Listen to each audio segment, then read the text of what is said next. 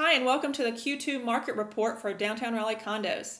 My name is Hillary Stokes. I am a residential real estate broker with Prudential York Simpson Underwood, and I run a website called downtownraleighdiggs.com. I've been working in the downtown market since about 2005 when I was an on-site agent at the Hudson Condos when that building was brand new. And I've been following the downtown market ever since and have been publishing these reports each quarter for about a year now. And I continue to evolve and add to these reports. So if you have any feedback, I will provide contact information at the end. Before we get started, I wanted to share some history in the event this is the first report you've seen.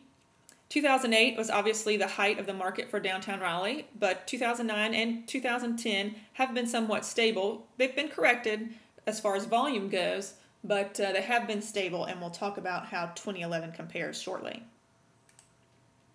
Something else I wanted to point out before moving forward is that because downtown is such a small market, one incentive or one activity can really impact the overall trends.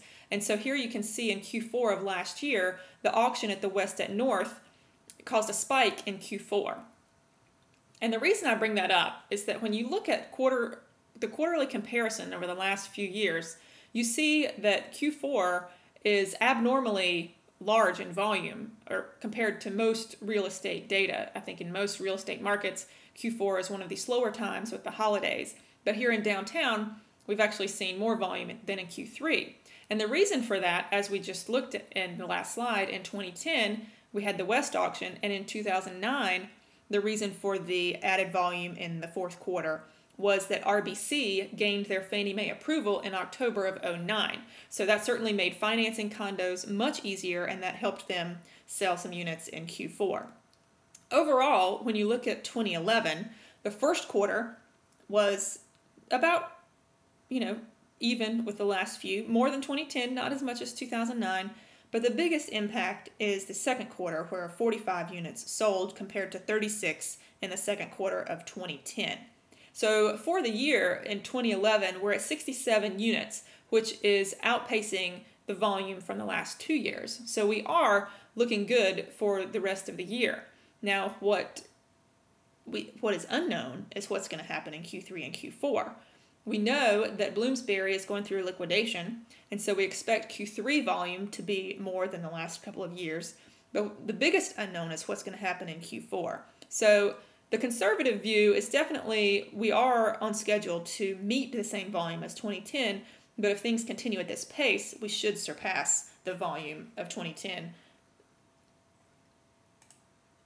Looking at the details for pricing, you can see that the average price to date for condos has definitely increased about 10 or 11%.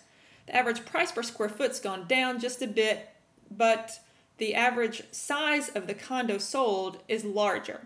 So, and that's almost it's 130 some square feet, which is almost a whole bedroom size larger. So because the units are larger, the price per square foot going down, that's somewhat normal. Originally, I had thought that the quorum auction with 9 units of the 45 sold, I thought that might have a little more weight on the average price because those were more expensive units. But when you take out the quorum auction volume completely, the average price is still right around $330. So that tells me that the overall market is not being pulled up or down by one building or another. And that's good news. That means that things are stable, are becoming more stable. I tend to be more conservative. I don't want to say that we've bottomed out just yet. I'd like to wait and see the impact of the Bloomsbury liquidation on pricing, and then also what happens in the fourth quarter. So things are looking great right now, and we'll just have to wait and see what happens in Q3 and Q4. But if you are a buyer, it's still a great time to buy. From this data, it does look like we've hit the bottom and things are going back up. So it's definitely the time to get in. If you would like to get those reports on the next couple of quarters and stay in touch with the downtown Raleigh market, please visit the website downtownraleighdiggs.com or shoot me an email, give me a call, and I will add you to our list. If you are considering buying or selling downtown and would like some help with the data to see how that impacts your decision, please do give me a call. I do represent buyers and sellers. Thanks so much for your time.